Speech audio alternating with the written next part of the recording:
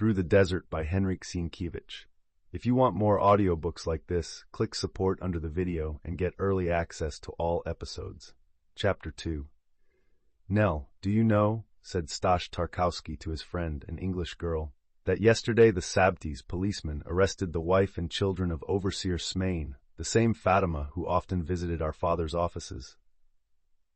Little Nell, as pretty as a picture, looked up at Stanislaus, with her greenish eyes, and half astonished, half afraid, asked, "Have they put them in prison?" "No, but they would not allow them to travel to Sudan, and an officer has been stationed to watch them so as to prevent their taking a step outside of Port Said." "Why?" Stash, who was now 14 years of age, was much attached to his 8-year-old comrade.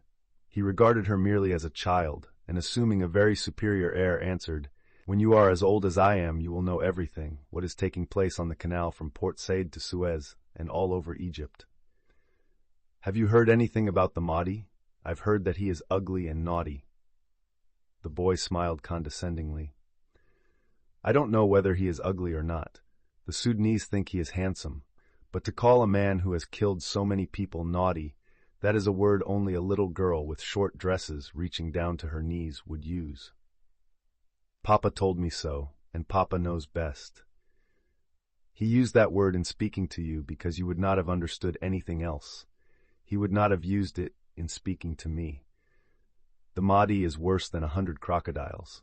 Do you understand what I say? The word naughty is a good word to use when talking to little children." But when he saw the troubled look on the child's face, he said, "Nell, you know that I don't want to vex you.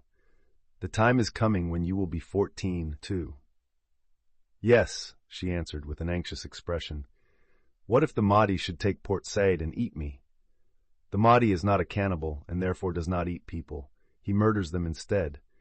Besides, he will never take Port Said. Even if he did capture it and were to try to kill you, he would have me to deal with." This assertion he made in a snarling tone, which augured no good to the Mahdi, but it had the effect of apparently quieting Nell on the subject. "I know," she answered, "that you would protect me, but why won't they allow Fatima to leave Port Said?" "Because Fatima is the Mahdi's cousin. Her husband told the Egyptian government at Cairo that he would travel to Sudan, where the Mahdi was staying, for the purpose of freeing all the Europeans who had fallen into his hands." "So Smain is good then?" "Listen, our fathers, who knew Smain very well, had no confidence in him, and they warned Nubar Pasha not to trust him. But the government was willing to send Smain there, and he has been 6 months with the Mahdi. Still, not only did the captives not return, but according to reports from Khartoum, the Mahdists are treating them most cruelly. And Smain, after having received money from the government, has turned traitor.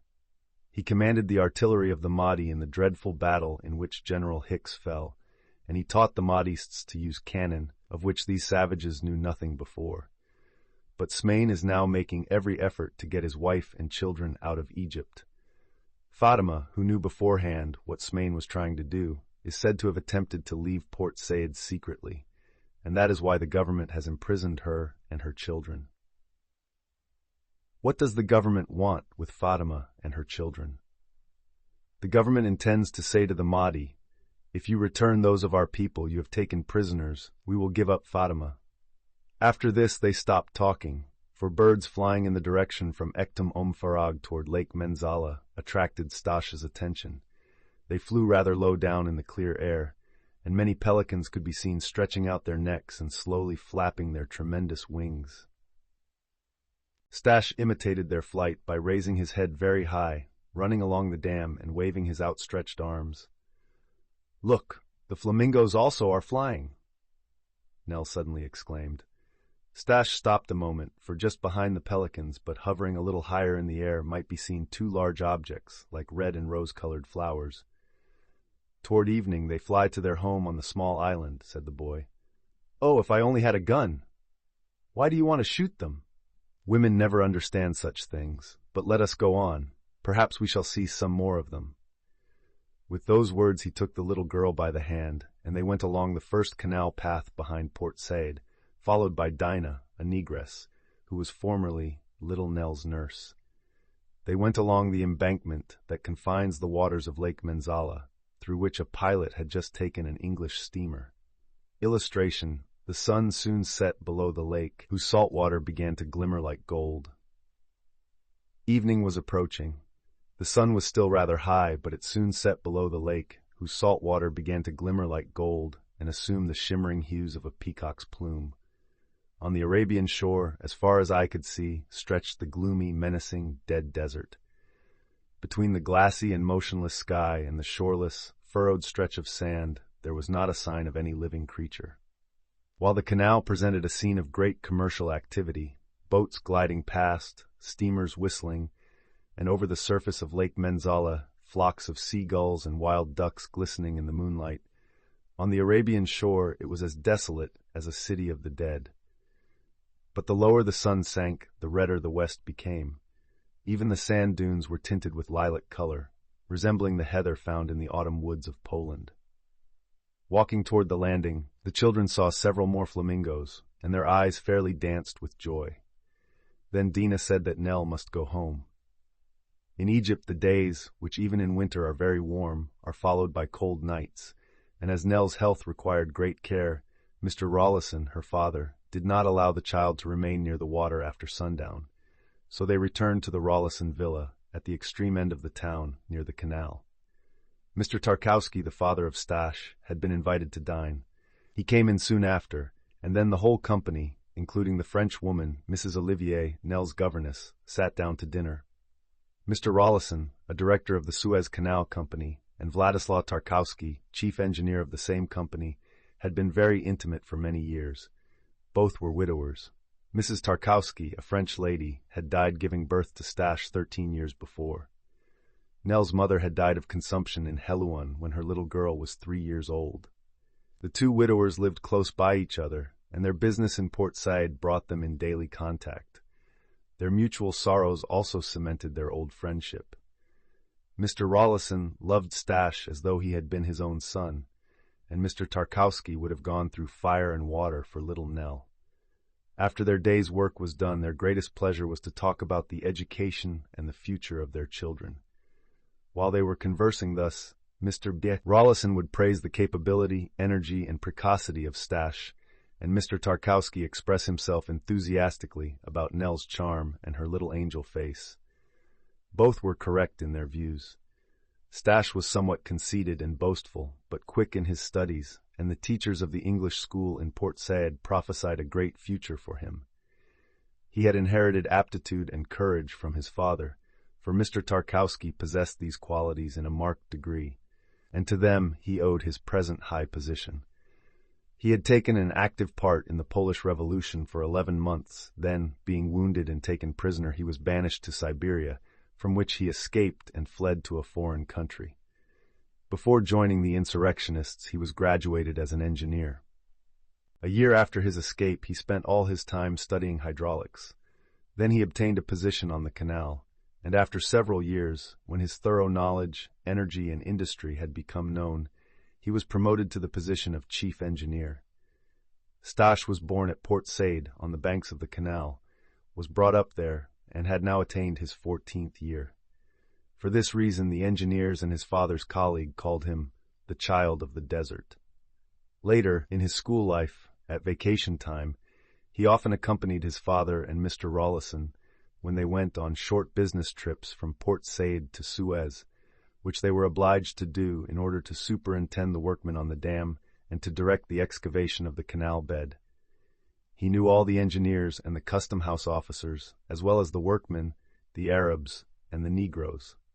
He went everywhere, even where no one would think of looking for him. He made long excursions on the embankments, rowed his small boat on Lake Menzala, and often wandered far away. He would row across to the Arabian shore and catch a horse, or not finding one, he would take a camel or even a donkey to aid him in playing the fakir in the desert. In a word, as Mr. Tarkowski would say, he ferreted into everything, and every moment he had free from his studies he spent on the water. His father did not remonstrate with him, for he knew that rowing, riding, and outdoor life would make the boy more robust and develop his energies. Staś was taller and stronger than most boys of his age. One glance at his eyes was enough to convince anyone that he was more courageous than cowardly, In his 14th year, he was the best swimmer in Port Said, which is saying a great deal, for the Arabs and the Negroes swim like fish. In shooting wild ducks and Egyptian geese with his small gun, he had acquired a steady hand and a true eye. His ambition was to shoot big game in Central Africa, and he listened eagerly to the tales told by the Sudanese working on the canal, who hunted wild beasts in their native country. This intermingling with the Sudanese gave him the advantage of learning their languages. The Suez Canal had not only to be dug, but also to be constantly watched. Otherwise, the sand on either shore would fill it up within a year.